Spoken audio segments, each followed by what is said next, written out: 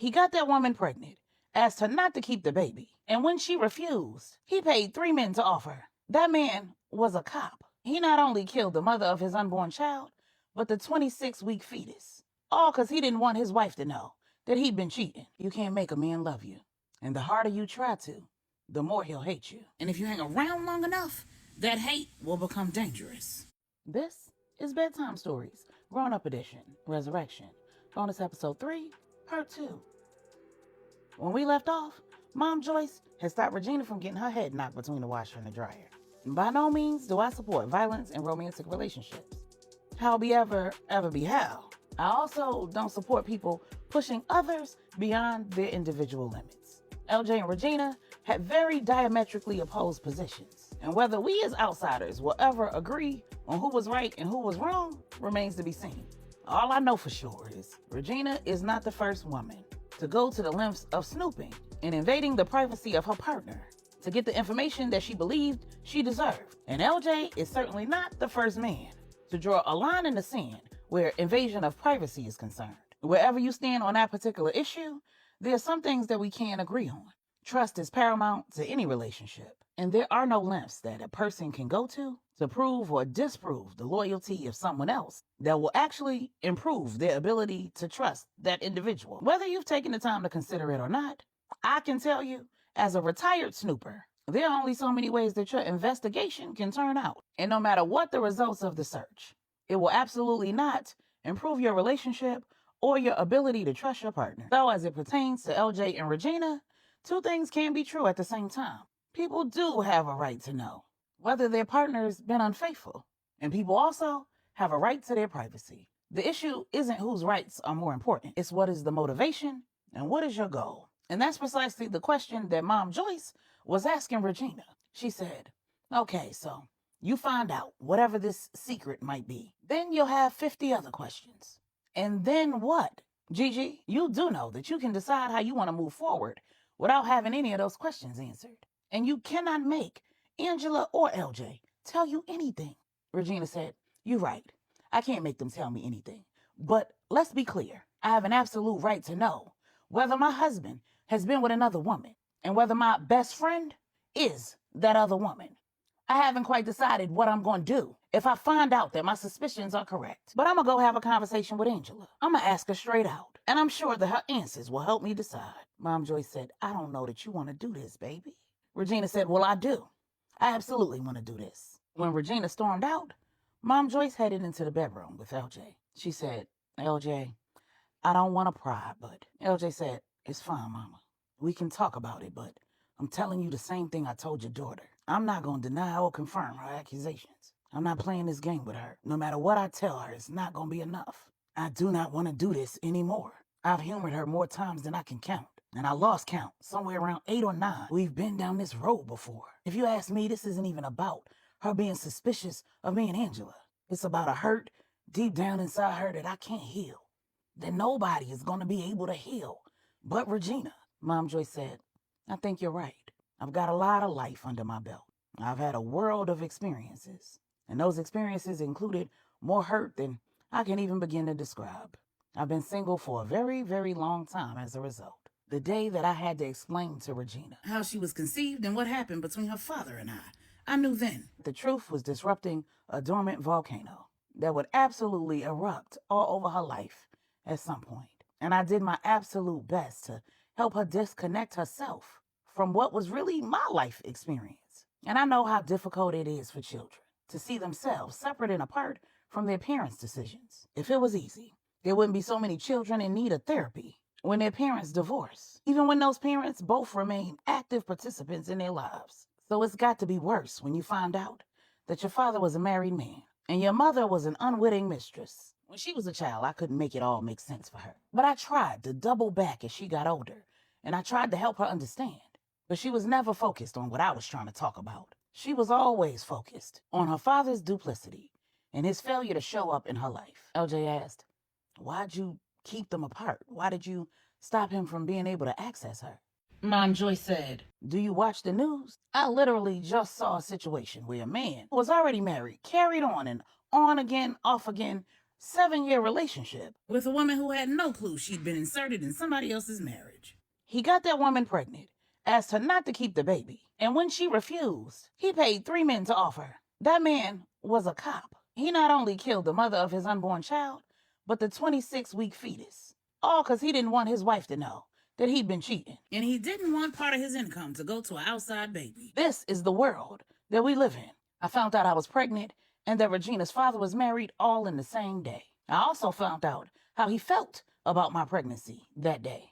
And I didn't need any threats. I didn't need to perceive danger to know that me and my baby needed to get out of Dodge. I wasn't gone 3 months before I found out I'd made the right decision. That man was turning over every rock trying to find me. And not because he was in love. Thank God this was before cell phones, tracking devices, and CCTV. I was able to write a letter to one of my best friends. She knew that I'd been involved with him. He'd been harassing her to find out where I went. She couldn't have told him because she didn't know. So I weaved a tale in my letter that would stop him from looking. I made him think that I'd left town to get rid of the baby. At that time, abortion was only legal in 4 states. I had a friend who was in school in New York. I mailed the letter in a letter addressed to her and had her mailed a letter from New York so that it would have the appropriate postal markings. I knew that he'd asked to see the envelope and that my friend back home wouldn't think anything of it. She'd believe the contents of the letter, so she wouldn't appear to be dishonest, and the envelope would stop his pursuit. And even if he wanted to look for me to confirm, I knew that New York was way too big and way too populated for him to travel from California to New York in order to chase me down. And if he didn't find me, he probably wouldn't think anything of it. He'd never made an effort to know my friends or my family. So he wouldn't have put 2 and 2 together, and he certainly wouldn't have thought to look for me in North Carolina. It wasn't until Regina was in college that she asked me to identify him, and I did. I don't know if she ever found him or what came of it. All I know is she never asked again. LJ said, "We went to California. She found him." Mom Joy said, "What happened?" LJ said, "You should ask her. She never told me this story. Did you tell her all of that?" Mom Joy said, "I tried to tell her all of that. She never let me. Her only focus was on the fact that her father was a married man and that he tried to get me to get rid of her. Oh, and that he had money, and had it been available to us, we wouldn't have had to struggle the way we did. I tried to get her to understand that having her and having both of our lives was worth something that money couldn't buy." LJ asked, "What made you think you was in danger, though?" Mom Joy said, "My mother. She told me that you can't make a man love you, and the harder you try to, the more he'll hate you. And if you hang around long enough, that hate will become dangerous." When that man told me that he didn't want me or the baby, and that he'd do anything to make this all go away, I knew from the look in his eyes that my days were numbered. And I didn't need him to say any more than that for me to get the hell out of town. I was young, but I valued my life. I wanted my baby, and I'd seen for myself that you can't make a man do anything he doesn't want to. I didn't get pregnant by myself, but I was going to be hard-pressed to make that man be a father to my baby. So I've never once doubted the decision that I made. I've never regretted it. The only thing that I regret is that I didn't work harder to get Regina to see that none of that was actually about her, to separate her identity, the truth of her conception, and the outcome of the decision that I made from who she is, from her value. In New York, Bosch had completed multiple days of surveillance, gathered all of the information that was required, and collaborated with Stacks to finalize what they both believed would be a foolproof plan. Bosch had thoroughly investigated Amber's family, and he knew enough about her parents, their business dealings, and the state of their marriage to be awfully dangerous. So, on Monday morning, Bosch stumbled into the office building in Lower Manhattan, where Amber's father's company was headquartered. Donald Green, Amber Thibodeau's father, was in the import-export business. He'd been married to Camille Thibodeau Green for a little over 30 years. His very beautiful wife had a complexion that could easily be described as exotic, if not for the fact that it was clear. She had Creole roots, just like Bosch had, and Amber's father's disdain for even the idea of his daughter getting involved with a man of a darker hue had roots in his wife's questionable lineage and her penchant for finding herself in compromising positions with men who shared the same traces in their DNA. So when Bosch headed into Mr. Green's office, he was prepared to come at this situation from multiple angles. He was going to endear himself to both Amber's father and her mother, turn the two against one another, and use them to get access to who they really wanted. Amber's father had ties to the head of the International Trafficking Organization. And all Bosch was going to have to do was convince Amber's parents that he could be trusted and Donald's contact in the trafficking organization could not. Easy peasy, lemon squeezy. So Bosch stumbled into the doors of the office building, drug himself over to the rotunda, and asked the receptionist to give him an audience with Donald Green immediately. When the woman asked, "Do you have an appointment?" Bosch said, "Amber Thibodeau should be all of the appointment I need. I'll just have a seat over here and wait for him." Then he struggled over to one of the benches in the lobby and took a seat. And the receptionist, recognizing that the very beat-up black man sitting in the middle of the lobby was bad for business, quickly and immediately picked up her phone. When she connected with Mr. Green's executive assistant, she said, "Look at the lobby cameras. You see the man sitting on the bench. He wants to see your boss, and he's dropping names." Not even 2 minutes later, security was escorting Bosch up to the 17th floor. When he arrived at Mr. Green's office, Mr. Green's executive assistant rushed Bosch into a conference room and asked, "Do you need anything? Water, a first aid kit, an ambulance?" And Bosch said, "No, I just need to see Mr. Green. Quickly. It's a matter of life or death." And when Mr. Green walked into the room, he had 2 security guards with him. He said, "How do you know Amber and where the hell is she?" Bosch said, "My name is Andre Lewis and I'm Amber's boyfriend." Donald Green looked Bosch up and down and said, "Do I look like a damn fool to you, boy? My daughter wouldn't be caught dead with a nigga." And Bosch just absorbed the insult and said, "Mr. Green, I really don't have time to try to convince you to see me as more than some nigga. Clearly your daughter was right to hide our relationship. But under the circumstances, I think you may want to set your feelings about black people aside and focus on what's important. By now you've got to know that your daughter's missing. And I'm the nigga that's going to help you find her. The only reason why I'm here instead of a police station is because the circumstances lead me to believe the police will be recovering her body. And you have the power to find her alive." Mr. Green said, "And what? You gonna tell me that they took you and Amber, and for some strange reason, they thought it was a good idea to let you go?" Bosch said, "No, I barely escaped with my life. And if I didn't love your daughter, I would have just kept running. You know what? This was a mistake. I'll just go to the police." Mr. Green said, "Sit down.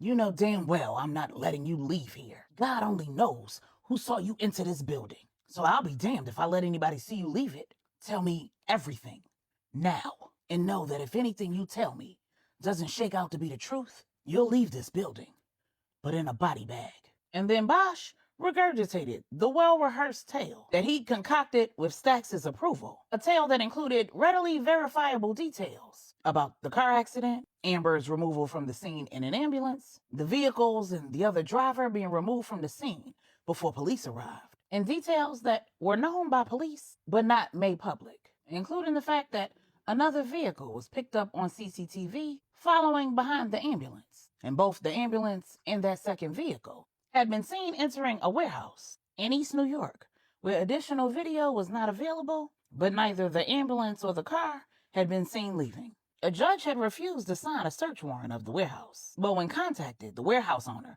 said that he knew absolutely nothing about an ambulance, a car accident, or anything else, and agreed to give officers access to the warehouse. And inside, there was no sign of an ambulance or the vehicle that had been seen following it. Not only had law enforcement been unable to make heads or tails of the situation, but Donald Green and his associates had been unable to locate the warehouse owner.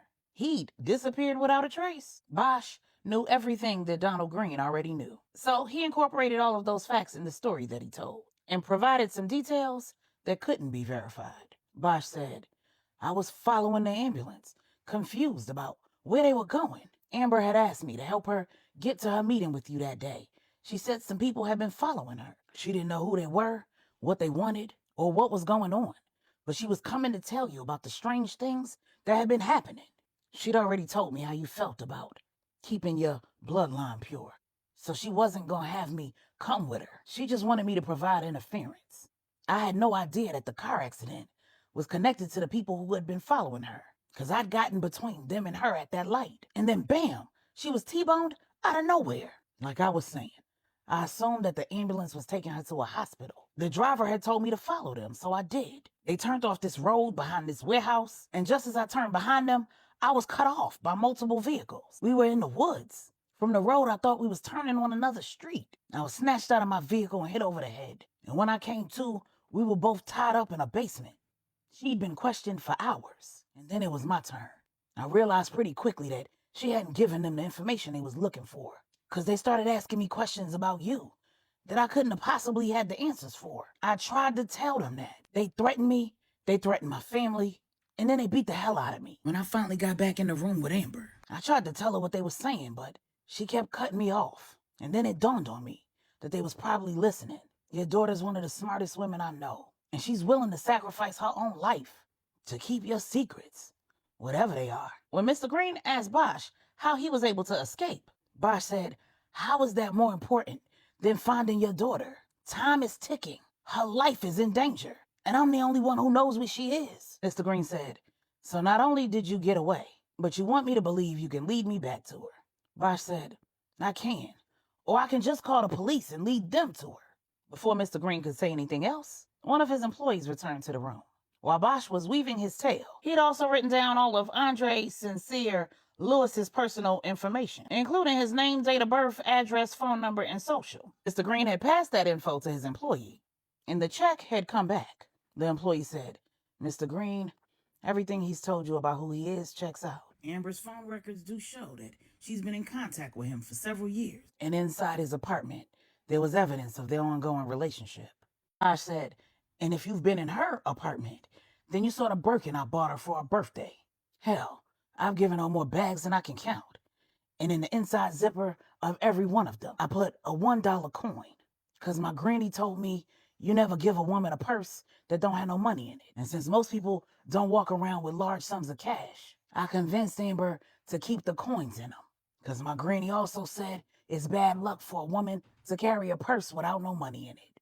Donald Green could have never guessed that Bosch and his daughter had only met a few weeks earlier, that the man in front of him was not Andre Sincere Lewis, that he'd added Sincere as a middle name to his alias, so that Amber's text messages, where she'd called Sincere, would point them directly to him, that the photos that they'd found in his apartment of him and Amber together over the years were digitally altered and combined photos of Amber and Andre that intentionally made it appear that they had not met a few weeks before. And since Bosch couldn't have possibly purchased Amber a Birkin for her birthday, or any of the other purses that were found in her apartment, Mr. Green would have never guessed that those were gifts from Sincere, and his habit of putting a dollar coin in them was a remnant of his Trinidadian roots, and not Bosch's Creole ones. So having all the information he needed to support Bosch's story, Donald Green decided that while he wasn't going to trust the nigga in front of him, he had no other choice than to rely on him to help him find his missing daughter. It was clear that time was of the essence, and he'd already wasted more than 40 minutes. Before Bosch had started weaving his tale, Mr. Green had him searched, head to toe. And the only thing that was found was funk, dirt, bruises, cuts, and scrapes, giving even more credence to Bosch's tale. But Mr. Green had one more question. Before he let this man lead him on a wild goose chase, he needed to know how in the hell he ended up at his office. Bosch said, "They left. They said something about a meeting. I overheard their conversation. They left one guy there in charge, and he had simple instructions. He was not supposed to come into the room where they was keeping me and Amber. So I pretended like I had passed out. And when Amber got upset and started crying and screaming for help, and couldn't resist the urge to come and check and see what was going on, I knew that it was then or never, because Amber was in real bad shape. She'd actually been injured in that car crash. And they had taken turns hurting my girl. I wish I could have took her with me, but our chances wasn't gonna be good. It broke my heart to leave her, man. But it was the only way I was gonna save her. Ain't no punk nigga. I'd rather have died myself than to leave her. But then I wouldn't be able to tell you what happened." And Mr. Green said, "I understand. You did the right thing. But how'd you get away?" Bosch said, "When the man came to check on us, Amber started screaming that I wasn't breathing. In order to lay me on the floor and be able to check it all out himself, he had to untie me. I stayed limp so that he could get me on the floor. I held my breath for as long as I could. He clearly did not know how to check a pulse, 'cause he thought I was dead. And when he took out his cell phone, I jumped him. I gave it everything I had, 'cause I knew I didn't have a whole lot of fight in me. I knocked him unconscious and took his cell phone while it was still unlocked. Thank God he already had the Lyft app downloaded on his phone. Mr. Green said, "You ordered a Lyft to the house you was being held at?" Bosch said, "Nah. I scheduled it for like a quarter mile away and gave myself like a 20-minute head start. I tied him up and searched him. They left that man there and he ain't even have a pistol on him. I guess he was like a lackey or something. I woke him up and threatened to beat him with a leg from the chair until he gave me the code for his phone. Turned the location service off on his phone and walked as fast as I could to the pickup spot. I had the driver drop me off what I thought was a couple minutes walk from here. It turned out to be like 40 minutes. I dumped the phone back there." Mr. Green said, "You don't sound like this is your first rodeo." Bosch said, "Obviously it is. I did all of that and forgot to commit the address to memory. I know exactly where I got picked up from and dropped off at, though. And all you gotta do is take me back to that pickup spot, and I can definitely find my way back to that house." Meanwhile, in Denver, True had no idea what Bosch was doing in New York, but her patience was running thin, and so was her time. Her pregnancy was becoming more and more difficult, and she'd heard from Stephanie that Bosch was deep undercover and he would not be able to make contact until he finished his current assignment. True had no idea how long that was going to take, but her hope was that she'd get the answers that she sought before Genesis was born. She and Big Wood had been kind of at a stalemate. He wasn't bending, and neither was she. They hadn't been fussing and fighting, though, and they hadn't been doing that other F either. She was holding out, and Big Wood was making it real hard. She didn't really know what had changed for Big Wood, but it was obvious that something had, and it was certainly having an impact on her. So much so that particular morning, she'd bypassed her typical soak in the tub and just hopped in for a shower, because she didn't need a repeat of the previous mornings. And after what had happened in the wee hours of that morning, she wasn't convinced that she'd be able to maintain her composure if she let that man help her in the tub. As was typical, she'd had a difficult time sleeping, and when she finally did fall asleep, her dreams were plagued with nightmares, memories that haunted her every night. The crushing weight of having to live without Big Wood, when she'd been deceived into believing that he was deceased. Somehow in her dreams, that pain was still palpable, despite the fact that her mind knew he was alive and right there with her in Denver. She'd been reliving that pain in her dreams over and over again for months, and the dreams hadn't stopped because he'd come back, which was even more reason why she needed to have that conversation with Bosch. He needed to tell her flat out whether Big Wood had enlisted him to seduce her in order to prove that she was unfit to lead. While she hadn't known Bosch long, she felt like she knew him well enough that she'd absolutely be able to tell if he was lying. Without that answer, she was not going to be able to move forward with Big Wood. And she didn't think that the nightmares would stop either. Like clockwork, she woke up in a cold sweat at 3:24 a.m., the exact time that the call came in from Angela, telling her that Big Wood didn't survive his injuries. And like any other night, True had to struggle to pull herself out of that nightmare and extricate herself from the pain. But unlike every other night, when she finally peeled her eyes open, she realized that she wasn't alone. In the recliner in the corner of the room, there was an imposing figure. And even in the dark, she knew exactly who it was. True said, "How long have you been sitting there? And why?" Big Wood used the tablet to say, "I've been in here since about 1 a.m. I peeked in to check on you, and you looked like you was going through something. So I sat here and watched and prayed over you. How long have you been tossing and turning and reliving that pain in your sleep?" True sat up in the bed and said, "Since the day I got the phone call." Big Wood used the tablet to ask, "You had these dreams every night?" True said, "I haven't gotten a peaceful night's rest since I left you in that alley." The phone call just intensified the dreams and solidified the pain. Wood said audibly, Sorry." True said, "I know. I just wish I knew what I needed to do to make them stop." Big Wood said, using the tablet, "The same thing you had to do to make the ones about Bo stop. I read the poem that you uploaded to the server, the one you performed at that club. I got the message you was sending me in the part that you left out of your performance. I'm the antidote to what ails you, and you know that. I tell you what, I'm done teasing you. I'll keep my hands, lips, and other parts to myself, if that's what you want. But you and my son deserve a good night's rest. You gonna have this baby in a matter of days. From what I hear, you're not gonna sleep well for the next 18 years. You might as well let me give you a few nights. And then True turned the covers back. That was all the invitation that Big Wood needed. Laying next to you, I'm certain these feelings get harder to describe.